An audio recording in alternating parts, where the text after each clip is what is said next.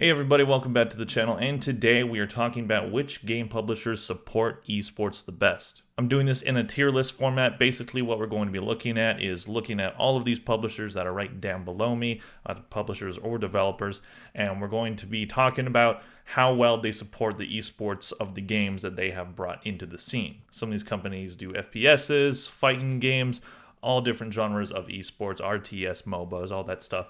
So we're going to be looking at which support esports the best, which bring games into the scene and then give them proper funding, proper updates, and just a good base for a competitive community to thrive. And again, this is going to be in tier list format, so in terms of the order, I will maybe order it at the end, but for now we're just going to do tiers, without each tier being in a specific order. And the criteria, as I said, is going to be how well do they update, how much money they put into it, is there a league that they support or a league that they run, and do they dedicate themselves to giving the scene a healthy game and a healthy amount of support. So with that all said, let's get right into it. First off, we are starting with Nintendo. Now, if you saw my video about Nintendo and the Smash Bros. Community, you would not be surprised to see that I'm putting Nintendo straight into the F category. Sorry about that little white mark on the right there. That is a Photoshop glitch that may happen a couple times. And there you go, now it's gone. It's like magic. Now, as I said, Nintendo, they're really not good at supporting Smash Bros. At all. Splatoon, they put a little bit of effort into supporting that community, but it's not a huge community, so it doesn't really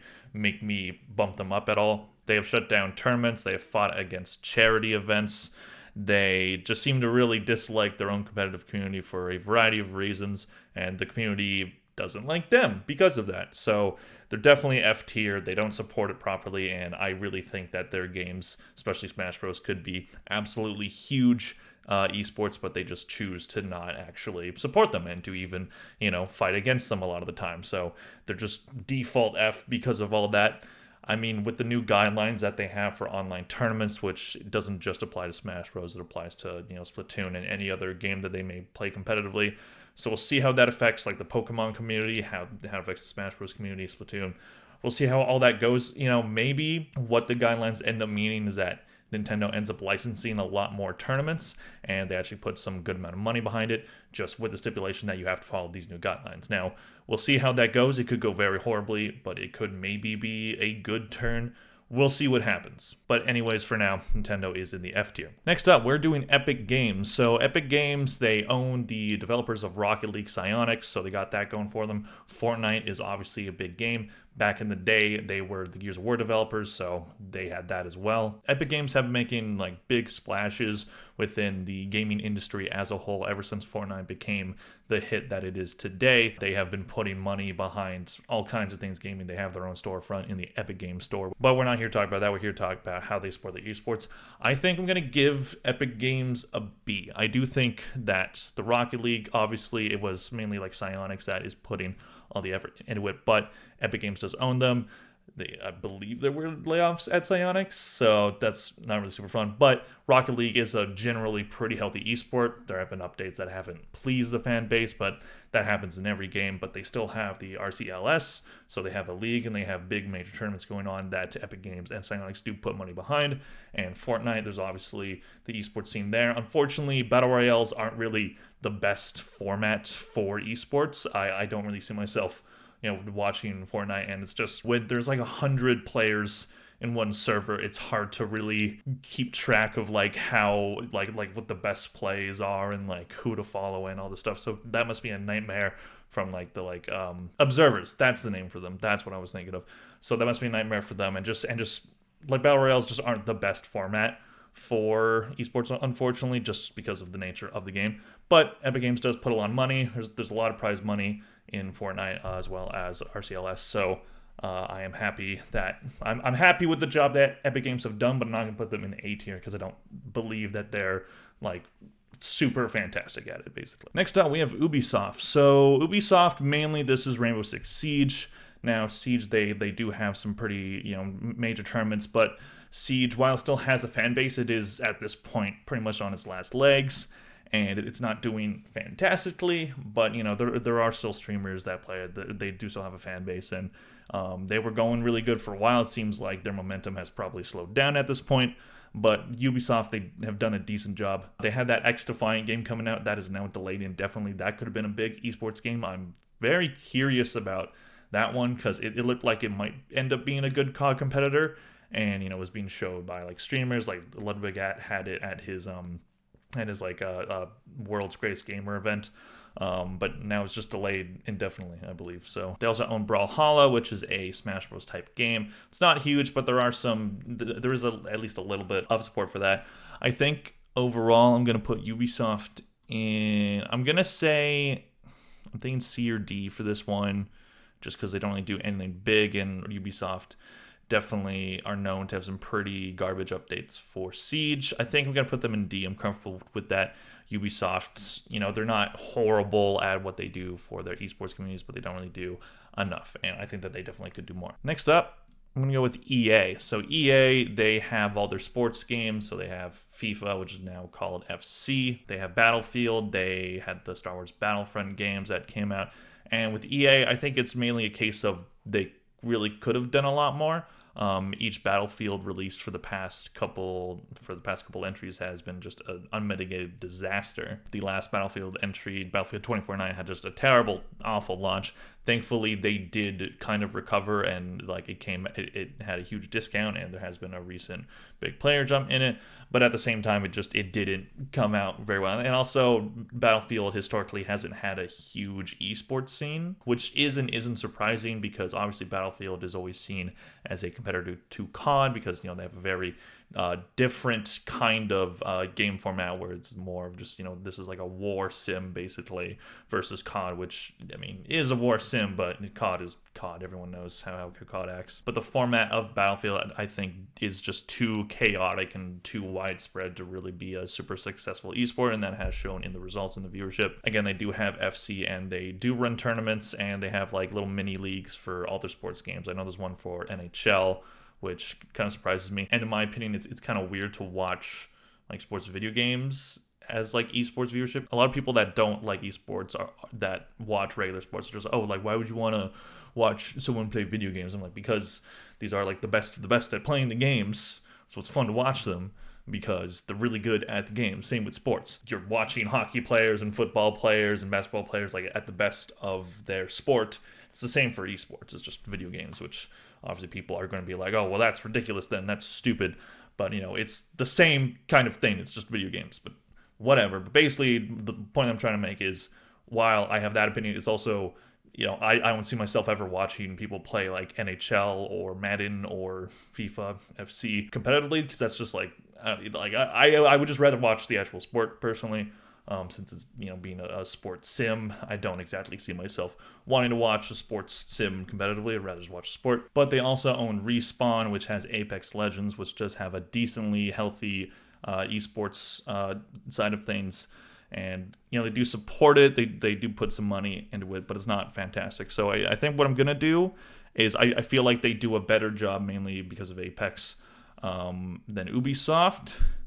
I was thinking of putting them right next to it, but then Apex kind of maybe bumped them up a little bit. I'm going to put them in C. I'm going to go through some of the fighting game developers now. I'm going to go with Capcom next. Capcom is a really solid one. So they have Capcom Cup for Street Fighter.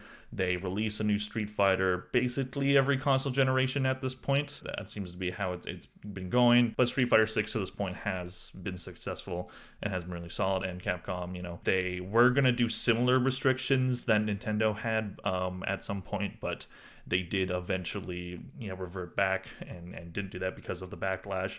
And that means that they're listening to their fan base and they're listening to the people that play their games competitively.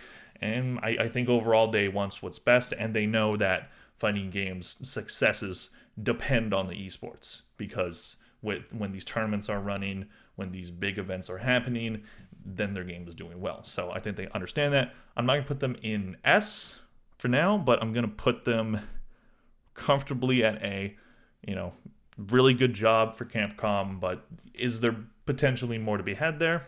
I do think so. Next up, we're going to go with Bandai Namco. So this is Tekken, most notably, but also Dragon Ball FighterZ or Dragon Ball FighterZ, whichever one you prefer to say, as well as Soul Calibur, and then they have a couple other fighting game franchises that they may or may not support. They also were the developers for the last two Smash games, alongside Nintendo.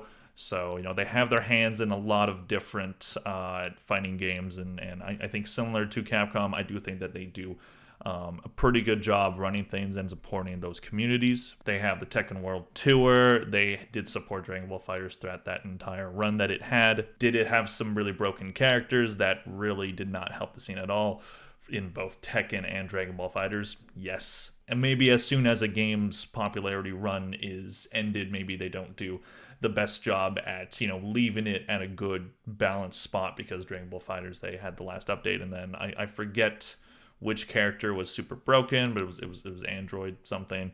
I heard about that, but that obviously sucks. But Tekken, similar to Street Fighter, will have at least one entry every console cycle.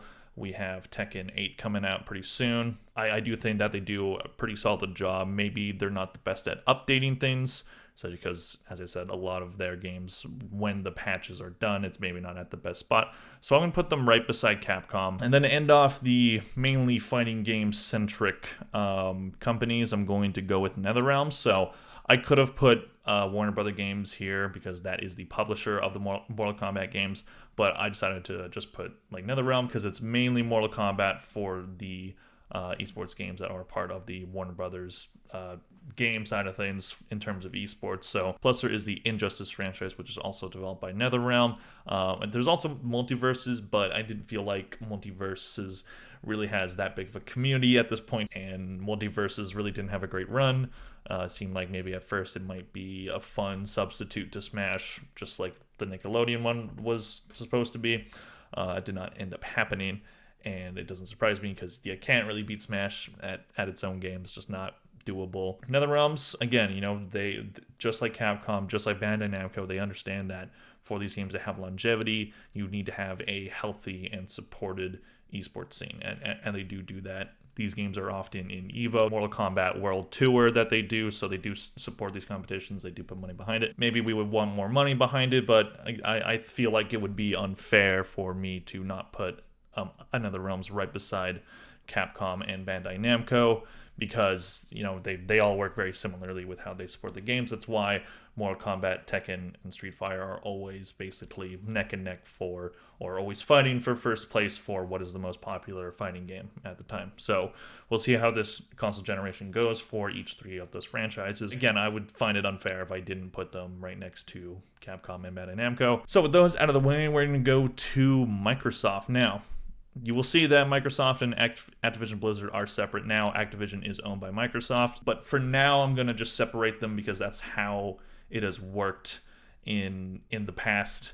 And obviously, that will change. Microsoft will probably have a bigger footprint in Activision Blizzard's esports side of things. We'll see how that goes. But for Microsoft, mainly we're talking about Halo. Now, Halo has a very storied history in esports. It was the main game that was part of MLG back in the 2000s. It was very popular as a competitive game, and Infinite's run as a game has definitely been worse than how its esports has been so far. They've had some pretty solid tournaments, but again, the way that game has been run up to this point has just been terrible. I'm sure it's better now, and I know Forge is a big thing. And Halo was always a good game at bridging the competitive aspect of the game while also being a very, very solid casual game. Because you need the casual audience to be there for an esports to flourish. Because obviously there will always be people that play whatever game competitively. That's just the reality of it. Any game that comes out, even if it's kind of niche, there will be some sort of competitive scene to it. But when you're Microsoft and you own Halo, which again is one of the most storied esports games of all time, you have to be able to put a lot of money behind it and make sure that the game itself is run properly, 343, so that there is a good solid base, and then you can maybe attract more of the casual fans towards esports. That hasn't really happened at this point. As I said, Infinite's run has just been really not good. It really could have been great because the gameplay side of it I thought was fine. It felt like classic Halo while having some good more modernized things about it. I thought it was really solid, but they just didn't support it properly. That made me really stick around for Halo Infinite for that long, which is unfortunate because I really think that game at its best is a really fun time. Xbox does also own Bethesda now, so that obviously has id Software, which obviously owns Quake. So they haven't really done much of anything with Quake up to this point. Bethesda either didn't really run Quake Champions very well. It really could have been a better game and a better... It's Quake. It could have done a lot better than what it ended up being. It did not really have a great run. So I just don't like what Xbox has done in esports over like the last decade, basically, because Halo's just been a complete dumpster fire of a game and a franchise for a long time now. And now they have these Bethesda franchises, which hopefully they'll use properly, but Xbox and using the IPs that they buy properly is not really something that happens too well. So I'm not going to put them in F, but this E column is looking a little bit lonely, a little bit empty. So I feel like that's a fair spot to put them for now. Now, whatever they do with the Activision franchises in terms of esports, maybe they get bumped up in an updated list if I do this like a year from now or something, but that is where they're going currently. So now we have the big three in terms of basically these are the three companies that have a stranglehold on the top 10 list of esports. Now, obviously, there are probably some companies that I'm missing in terms of how they support esports and how big their esports is. Looking at like the top 10 list, Activision obviously has Overwatch and Call of Duty, so those are big ones. Valve has CSGO and Dota 2. Riot has Valorant and League of Legends. So these are obviously the biggest esports in the entire industry. So these are, like, in my opinion, the big three when it comes to esports. But that doesn't mean that these three companies have particularly run their esports the best, but that's what we're here to talk about. So I'm going to start with Activision Blizzard. Now, Activision Blizzard especially has had a very long run in esports.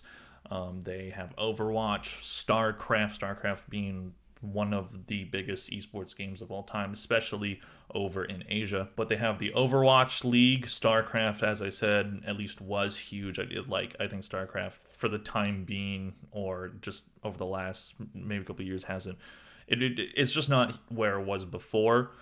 Maybe it's still really popular in Asia. I'm not totally sure on that, but that has been something that Activision Blizzard have supported. On the Activision side, we obviously have Call of Duty being the main one there. So they have the Call of Duty World League, and much like Halo, Call of Duty is one of the OG really popular esports, just by nature of being the biggest FPS franchise in the history of gaming. So that'll do it. Activision Blizzard's placement to me is kind of a hard decision, because while they have had the Overwatch League and the Call of Duty League, and they clearly have supported their esports throughout their entire time being a publisher. They also have Hearthstone. That was another big one. They lost out on Dota when that was snatched up by Valve. Activision Blizzard, especially in the last couple of years, have not made the best decisions as a company overall. And I do think that drops their placement down, because a lot of that has had a lot of effect on the esports side of things. While the Overwatch League seemed like it was this new concept to esports where there's geolocated teams, where there's teams at cities and being a part of the city's culture. I think that if esports finds a way to make that work, I think that's going to do wonders for esports, because I love the idea of having like a team that is specifically a part of a city, because that just means you have a built-in fan base, because people from that city are going to pay attention if the team is good. Now, esports is always much smaller than regular sports, so that's harder to get for them. It's a real thing that happens. People are like, I have, like, my city has a team, maybe I should check it out or whatever. And maybe if they play the game casually, that'll encourage them as well. But the issue is that these leagues have not been run well by Activision Blizzard. It's just, I feel like they were focused more on the scale of everything instead of actually making sure that the game was healthy.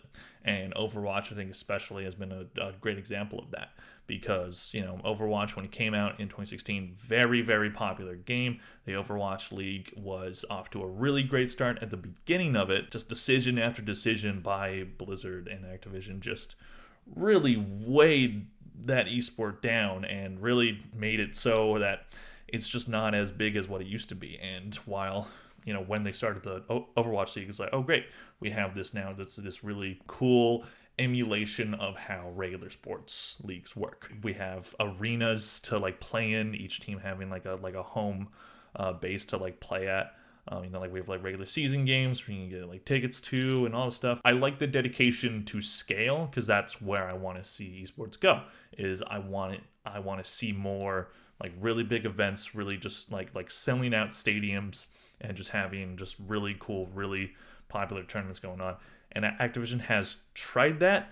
They haven't always succeeded, and especially with Overwatch, with the GOATS meta that was very popular in Overwatch 1, basically just killing popularity for that game because now the only way to really win is this really annoying, really boring to watch way of playing Overwatch. And they did basically patch that meta out by having, role queue as a thing. So now each player has to choose which role they want to play.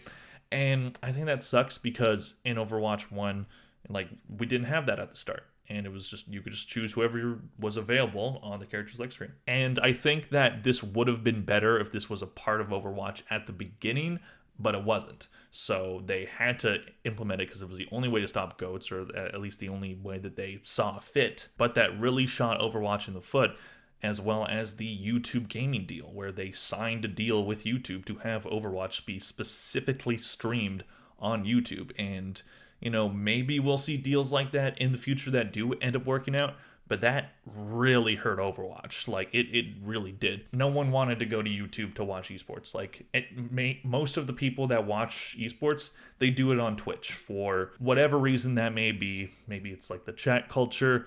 Maybe it's just that's their preferred watching for live streams. Twitch is where esports has been for forever at this point.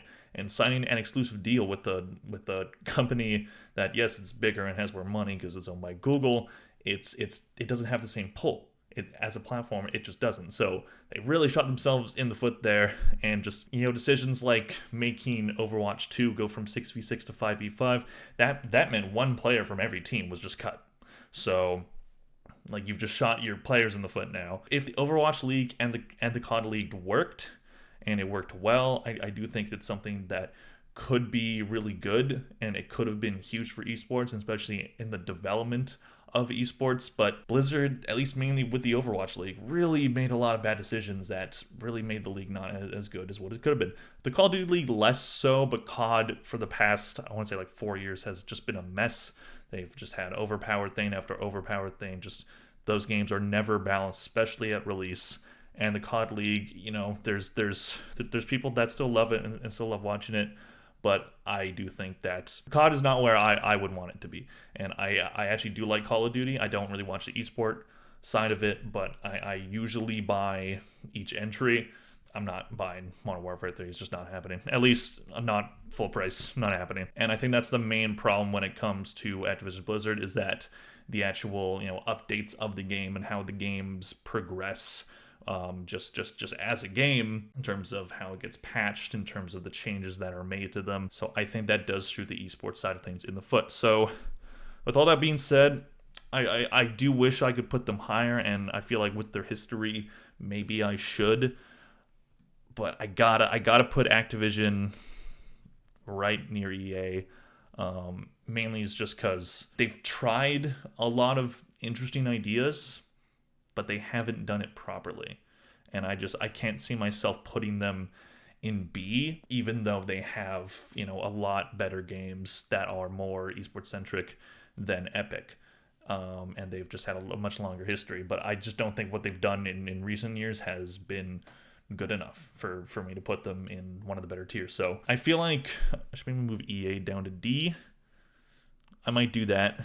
I think I'm going to do that. And then Activision can be alone at C for the time being. I think that's actually fair. Next up is Valve. Now, Valve's a pretty big one. Valve, obviously, they have Counter-Strike, they have Dota 2, which they snatched from Blizzard.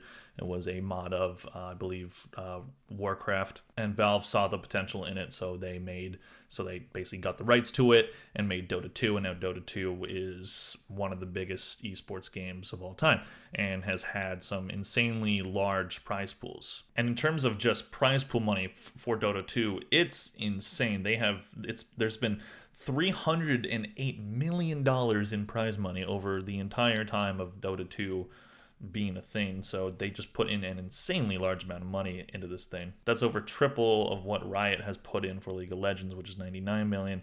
And I mean, a lot more from Valorant, but Valorant's still very young. That could change. And obviously, I'm looking at esports charts right now for these numbers. So probably not all this money is Valve's money, but there are some huge prize pools for Dota 2. Dota 2, in terms of its peak viewership, it's at 2,741,000. So maybe you would expect there to be a lot more viewers for it, but I think Valve on the Dota side has done a fantastic job supporting it. When it comes to CS2, they obviously work with PGL, with Blast, with Intel for the IEM series, as well as ESL. So they do that for Dota as well, but that's what they do for Counter-Strike. Basically, Valve has this kind of interesting kind of hybrid approach where they both support the games, but they aren't always the ones organizing all the huge tournaments. Obviously, they do, and they do have the Valve tier tournaments, which are like always like the huge majors of every year when it's once run by Valve for CSGO or CS2 now. So they have shown that they will make games specifically for esports, but they'll work with other companies like ESL and they'll give the money, and then these companies will organize it, while Valve just kind of like sits back and is just like, all right, cool, let's help them out, but we know that we're not the ones doing at least all of the work, all these places, and they'll be like, all right, we can help with the prize pool, we can help with organizing, but you guys are the main guys organizing this. But Valve will also be involved when it comes to like banning players and being like, well, if this guy's cheater, if this guy's cheating, then he will now be banned from participating in Valve events, and then obviously they can get banned from ESL and PGL and all these other places. How they do that banning is not always the same with how those other companies and organizers ban players. Like maybe they'll be a bit more harsh. A lot of the time it is. But overall, I do think Valve does a great job.